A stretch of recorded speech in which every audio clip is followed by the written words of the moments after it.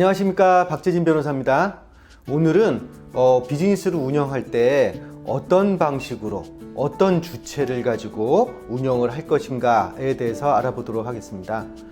회사 운영의 주체라고 하는 것은 이 비즈니스를 운영하는 것을 회사를 세워서 할 것인지, 코퍼레이션이라고 하죠. 인코퍼레이트 해서 운영을 할 것인지, 개인 사업자로 비즈니스를 운영을 할 것인지, 또는 이게 아니라 우리 LLC라고 부르기도 하는데 이런 유한 회사를 만들어서 운영을 할 것인지, 미국에서 처음 비즈니스를 하시는 분들이라거나 또는 그동안의 비즈니스를 많이 운영해 오셨지만은 본인이 왜 어떤 방식으로 어떤 것이 사업의 주체가 되어야 할 건지 모르는 상태에서 그냥 운영하시는 분들이 많이 계십니다. 각 운영 주체들의 장점과 단점 한번 알아보도록 하겠습니다. 자, 여러분께서 보고 계시는 이 화면은 회사 운영 주체들입니다. 제 핸드라이팅으로 되어져 있습니다. 제 핸드라이팅이 그렇게 예쁜 편이 아닌데 그래도 이해해 주시고 설명 들어주시기 바랍니다. 자, 첫 번째로 여러분들이 일상적으로 많이 보시는 회사들이 주식회사입니다. 우리가 코퍼레이션이라고 부르는 것들인데요. 보통 회사 끝에 잉크로 끝난다거나 또는 콥으로 끝납니다. 이렇게 이런 경우에는 주식회사인데요. 이 주식회사는 법인입니다. 우리 법인과 자연인 구분하시죠? 법인이라는 것은 법으로 만들어진 사람과 같은 겁니다. 사람, 법으로 만들어진 사람, 자연인, 우리 자연적으로 만들어진 사람. 우리 개인들이죠, 개인. 법인은 회사. 자, 주식회사는 장점이 있어요. 장점이 뭐냐면 법으로 회사를 만들었기 때문에 이 법으로 회사를 만든 이유가 뭐냐면 책임하고 채무를 개인에게 떨어오지 않게 하는 겁니다. 이게 개인에게 오지 않고 그 회사에 머뭅니다. 따라서 이 개인의 책임이 유한하다는 거죠. 유한 책임을 지게 되는데 이게 뭐냐면 개인은 회사가 망하고 빚이 많다고 해도 개인이 지는 책임은 본인이 가지고 있는 주식을 잃는 것뿐입니다. 자, 아주 좋은 제도죠. 유한 책임, 본인의 책임이 제한이 된다는 것인데요. 회사가 아무리 큰 빚을 진다고 해도 본인이 가지고 있는 개인 재산으로 그것을 갚아야 한다거나 하는 일이 발생하지 않게 됩니다. 또 한 가지 주식회사의 장점이 뭐냐면 영속성입니다. 영속성이라는 것이 뭐냐면 이게 영원히 지속할 수 있다는 얘기죠. 언제까지 그 회사가 돈이 있는 한 회사는 계속 영속할 수 있습니다. 자, 이게 무슨 말씀이냐? 예를 들자면 어느 회사가 설립됩니다. 우리 GM이나 포드 이런 회사들이 설립이 되게 되면 또 삼성도 마찬가지고요.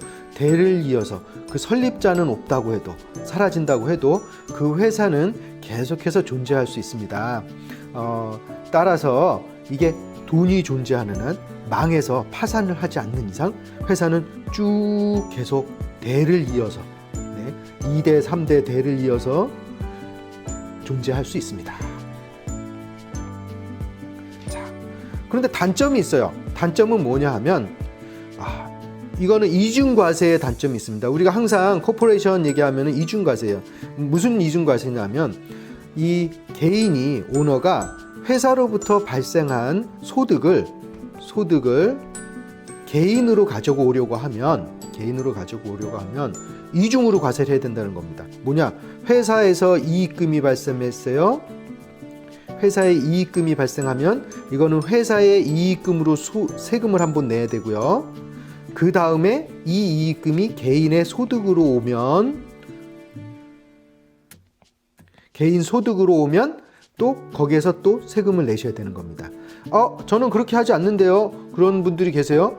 그럴 경우 그런 분들은 어떻게 하는 것이냐면은 회사 코퍼레이션에서 이익금으로서 이익금을 가져오시는 게 아니라 내가 그 회사에서 일을 하면서 종업원으로 인건비를 받아오시는 거예요. 그거하고는 좀 구분을 하셔야 됩니다. 회사의 이익이 발생한 것을 개인에게 가져올 때 이중과세라는 것입니다. 자, 그리고 세금 보고를 이중으로 하셔야 돼요. 왜? 어떻게? 하나는 회사 세금 보고 하셔야 되고, 그리고 두 번째로는 개인 세금 보고를 하셔야 됩니다. 자, 그 다음으로 두 번째로 우리 보셔야 되는 회사 운영 주체. 이거는 개인 사업자입니다. 개인 사업자는 우리가 sole proprietorship이라고 부르기도 하고, 또는 어떤 분들은 난 비즈니스를 DBA로 하고 있어요. 이거 뭐냐면 doing business as 이렇게 하는 거거든요. DBA로 비즈니스를 하고 있습니다 라는 분들은 개인 자격으로 비즈니스를 하고 계시는 겁니다. 개인 자격으로. 네. 장점은 뭐냐? 개인 자격으로 하기 때문에 한 번만 세금을 한 번만 내시면 돼요. 네. 세금 보고를 개인 세금 보고 한 번만 하십니다. 그리고 우리 일반적으로 개인 세금 보고 하실 때 폼 1040, 그래서 1040이라는 폼을 이용을 하시는데, 개인 세금 보고 개인 사업자는 거기에 스케줄 C라는 게 포함되어 있어요. 그걸 통해서 개인 사업을 보고하시게 됩니다. 자, 그런데 개인 사업자의 단점이 있어요. 이게 제일 큰 단점입니다. 자, 뭐냐면 비즈니스를 운영하실 때 채무 또는 어떤 책임이 있죠. 상해 사고가 발생한다든지, 직원이 어디에서 다쳤어요. 손님 중에 누가 와서 다쳤어요. 네. 또는 비즈니스를 운영하면서 어떤 은행 대출금이 있어요.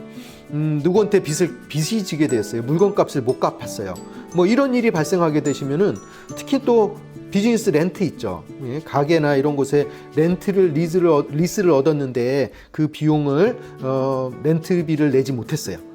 이런 것들이 누구한테 오냐 하면, 이런 것들이 다 개인에게 옵니다. 개인 책임이에요. 그래서 이게 무한 책임을 지게 되는 겁니다. 이게 제일 큰 단점이에요. 그래서 본인이 져야 되는 어떤 채무나 이런 책임을 피하기 위해서 회사를 설립을 해서 운영을 하게 됩니다. 비즈니스를 운영하는 사람들이 꽤 스마트합니다.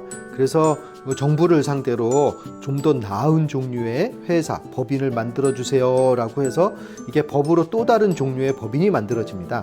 그것이 바로 여러분들이 종종 보시는 LLC라는 것입니다. LLC가 뭐냐면 Limited Liability Company 또는 Limited Liability Corporation 이라고 부르는 겁니다. 이게 뭘까요? 자, 우선 이걸 한국말로 보신다 그러면 리미티드니까 유한이죠. 유한 책임이 유한 책임인 회사가 만들어진 겁니다. 이게 뭐냐면 코퍼레이션의 장점인 유한 책임과 코퍼레이션이 유한 책임이 있죠. 개인 사업자의 장점만 가지고 온 겁니다. 개인 사업이라는 건 뭐라고 했죠? 장점이 세금 한 번만 내요. 네, 그죠? 비용이 적게 든다라는 것입니다. 그래서 비용이 적게 드는 유한 책임 회사를 만들어 달라. 그래서 법으로 그렇게 만들어졌어요. 이게 유한 책임. 그러니까 유한 책임이니까 회사의 채무나 책임은 그냥 회사에 남아요. 개인에게 안 옵니다. 개인에 오지 않아요. 이게 그냥 여기서 막혀버려요. 자, 그러니까는 비즈니스를 운영하시면서 어떤 빚이나 어떤 위험에 대해서 걱정 없이 회사를 운영할 수 있게 되는 것이죠. 대신에 그 회사에서 생긴 이익금은 어떻게 가져올 수 있어요? 개인 소득금을 마치 개인 사업자처럼 가져올 수 있습니다. 개인 소득은 한 번만 세금 내고 가져오실 수 있어요. 그래서 대신에 근데 회사 세금 보고 별도로 하셔야 돼요. 이건 그러면 개인 사업자처럼 세금 보고도 한 번만 하면 되는 건가? 그렇지 않습니다. LLC 회사 따로 하시는데, 그리고 개인 세금 보고 별도로 하시는데 세금은 한 번만 내세요. LLC에서 뭐라고 쓰냐면 이만큼의 소득금은 개인에게 갑니다 라고 보고를 합니다. 그러면 개인은 여기에서 세금을 한 번만 내시는 거예요. 그래서 이런 장점이 있습니다. 너무 좋죠. 장점만 있으니까.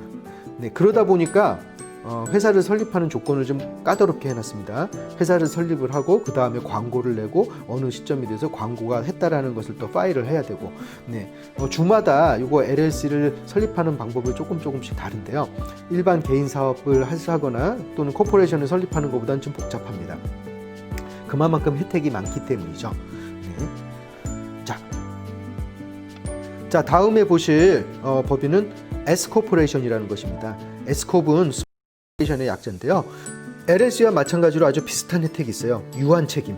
책임은 코퍼레이션이기 때문에 기본적으로 책임은 본인이 가지고 있는 주식까지만, 주식만큼만 책임을 지게 되고요. 개인소득은 마치 LLC와 같이 개인소득은 한 번만 과세를 하게 됩니다. 한 번만. 네. 마찬가지로 S코브로 세금 보고 한 번 하시고 개인 세금 보고도 한 번만 하시는데 세금은 한 번만 내시는 거예요. 이것을 설립할 수 있는 기본 요건들이 좀 있습니다. 자, 첫 번째 요건 사항은 주주의 수가 100명 이하여야 한다는 것입니다. 또한 주주는 자연인만 가능해요. 법인, 법인이나 코퍼레이션이 주주가 되실 수가 없으세요. 자연인만 가능합니다. 자, 그리고 또 한 가지 제약이 있습니다. 뭐냐? 주주가 되려고 하면 영주권자나 시민권자이어야만 합니다. 네, 주주 중에 영주권자나 시민권자가 아닌 사람이 있으면은 S코퍼레이션의 요건을 만족하실 수가 없습니다. 모든 주주가 영주권자나 시민권자이어야만 합니다. 그리고 주식의 종류가 한 가지 주식, 우리 클래스라고 하죠. 클래스 1, 클래스 B, 클래스 C 이렇게 해가지고 다른 종류의 주식들을 발행을 할 수 있는데 일반적으로 코퍼레이션들이요. 이 S코퍼레이션은 무조건 한 가지 종류만 발급을 할 수가 있습니다. 여러 사람들이 각각의 목적에 따라서 각 상황에 따라서 다르게 회사를 운영을 하고 있는데요. 각각 장점이 있고 단점이 있습니다. 장단점 한번 비교해보고 그걸 통해서 여러분께서 맞는 운영 주체, 나는 이런 방식으로, 난 개인 사업자로 비즈니스를 할 거야. 나는 그렇게 큰 사업의 규모가 크지 않기 때문에 우선은 개인 사업으로 시작을 하고 그 다음에 나중에 비즈니스가 커지면은 회사를 세우고 이런 방식으로 운영 주체를 변경하실 수도 있습니다. 자, 이상으로 이 네 가지 사업 운영 주체에 대해서 알아봤습니다. 여러분 개인의 사정, 개인의 금전적인 사정 또는 사업체의 속성 또는 사업체의 규모 또 어떻게 이 소득을 본인에게 가져갈 것인지 이런 것들을 여러 가지로 고려하셔서 적합한 방법을 찾으셔서 비즈니스를 운영하시기 바랍니다. 감사합니다.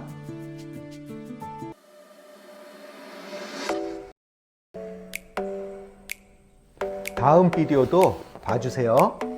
구독 잊지 마시고요.